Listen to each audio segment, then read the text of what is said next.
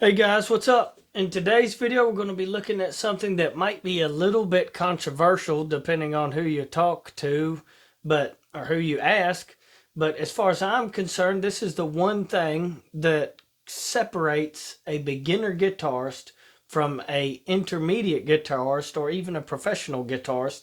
And that's not to say that, I'm talking about Steve Vai or Tim Henson, style riffs. I'm just talking about a guy that can hold a guitar and play a riff, and you can say, "Hey, man, that sounds like the real song that he's playing, or that's got feeling in it."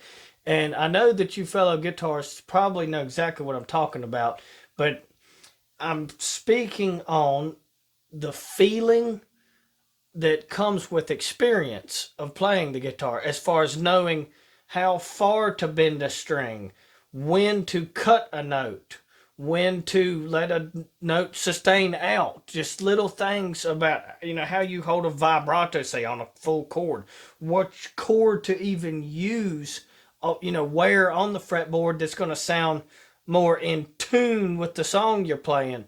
And a lot of this stuff is something that's kind of difficult to get a grasp on, as far as just me telling you, but it's something that the more you play guitar, you will understand it and you'll develop an ear. And the trick is to use your music knowledge, your music theory, in a way that you know when to use it, when not to, how to use it even. Yeah, you can have all the music theory in the world, but if you don't know when to hold back or when to, push on a little harder, as far as how hard your dynamic is on your pick attack on your string, just stuff like that. It's a lot of times a lot of very little small, nuance kind of things that are happening that, say, a non-guitarist is not understanding or realizes that us guitarists are even thinking about. But I'm going to link a video in the description about, it's a video on tuning and how the myth of tuning, how guitar is basically, it's never really in real tune. So this first little point I'm going to talk about is tuning. And this dude Tom Bukovac, it's a real big time professional studio player. He's way above my pay grade. You ought to really check that video out if you get a chance. And he goes into more detail on this. But basically what they're talking about is the guitar is not exactly, you can't really ever have the thing in perfect tune. So a lot of times when you have a beginner guitarist and he's done learned the riff and, check this out and stuff, and he's playing it and you're like, man, it don't sound in tune, or something is off, something's crazy. And he might have the thing right in tune, but he's not. Sometimes you have to fight your guitar. You have to get those strings to behave right. Like, say, for instance, I'm just going to give you an example of, see, you could strum an F chord, and listen to this. This thing is in tune. I just now tuned it, but this regular old cowboy F chord up here, listen to it. Does it sound in tune to you, or not, when I just strum it as is, these bottom four strings? Some of the strings almost kind of conflict each other. It's kind of like a confliction, but some ways you can combat that is, say, maybe don't hit all four of the strings, and maybe even throw a little bit of a vibrato on there. Kind of like a faux chorusing effect almost, with your own hands. But see, you can see kind of out of tune, or you can play at different places that usually sound better for some reason right there on the fretboard, and especially on a G chord. Sometimes you have chorus effect on, sometimes it'll help it, sometimes it just sounds off. There's different things that just, you got to learn how to make it work for you in the application that you're using, the song you're playing. And say that F, say, instead of strumming this, maybe try this or something.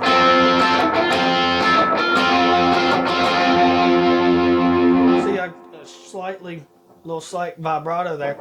When you see people bending strings and stuff, it's not always that they're trying to go after effect. It might be that they're trying to give the illusion that your guitar is in tune even. And another one is bends. Is knowing how far to bend it. A lot of people will bend something just slightly out of pitch. Say you're trying to do that. They might just slight enough, just too much or not enough. And it's just little bitty things like that separate a beginner guitarist from someone who sounds like they're flowing. It sounds musical, and not just with bend. Sometimes it's a certain robotic way of doing like a pick attack. Like say for instance, you're playing something. I know you guys know this one, but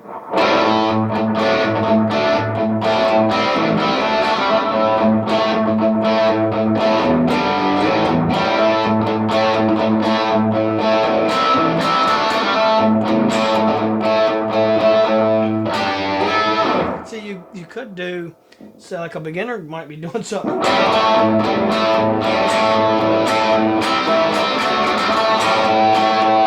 See, it's no dynamics. It's all consistent. Dun, dun, dun, when the Nuge, he's doing a little bit more of a lighter, and he's kind of accenting that.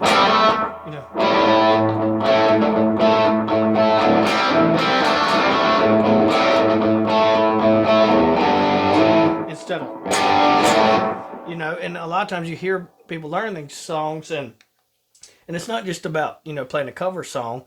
It could be your stuff that you're trying to play, but there's ways you can do your different dynamics that will help accent it in a way that makes it feel more natural, more alive. And I've had guys over the years that can basically shred. I mean, buddies of mine, people I've seen, they're ripping it up and doing some really cool stuff, but there's something missing. There's a certain feeling that it's not right. It's just like close but no cigar. And you have to come to a point where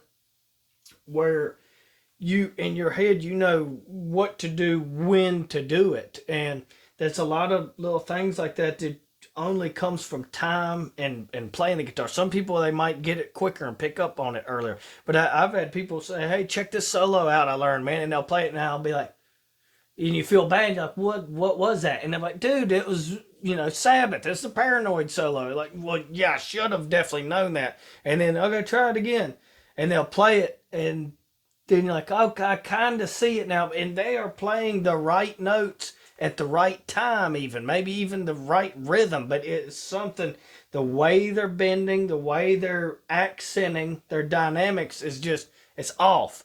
And there's another video I might be able to find out. I think it was Rhett Scholl, and if I can find it, I'll put it in the description. He's talking about, it's Rhett Scholl talking about Eric Clapton, about how he approaches each single note like it's its own whole thing.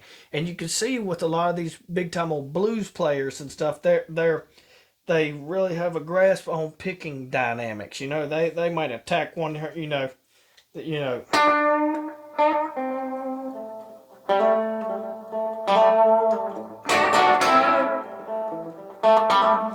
kind of accent certain things, pull off on some things.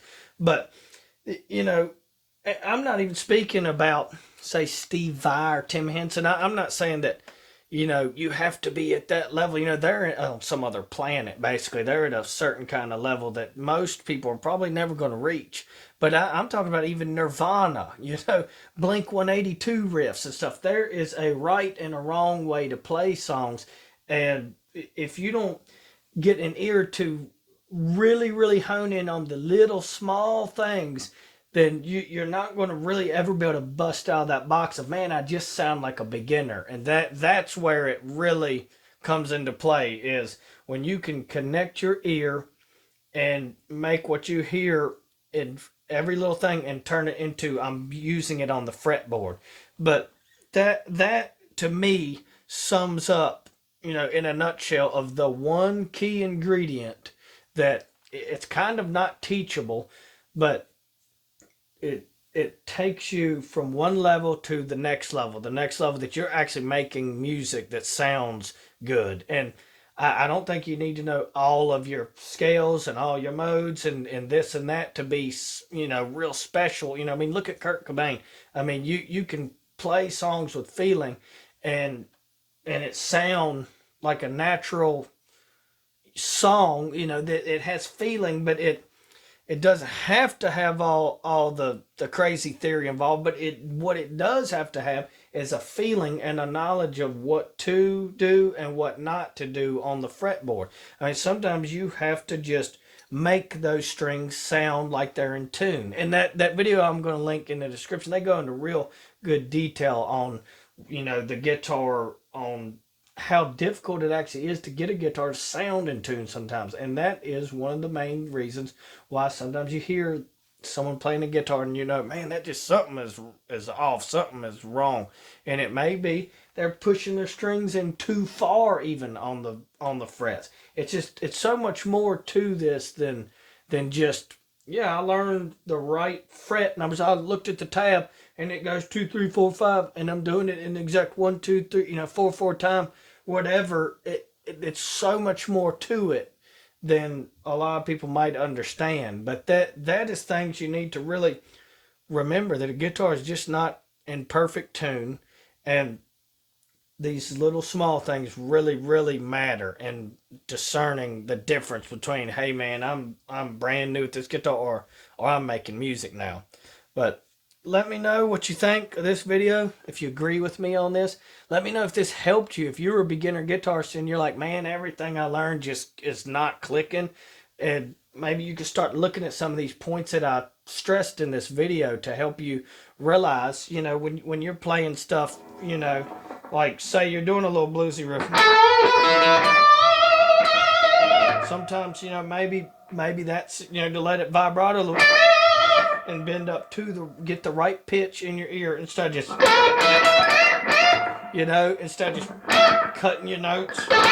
You know, there's just a lot of little things that are involved in it, and just pay attention to those little things.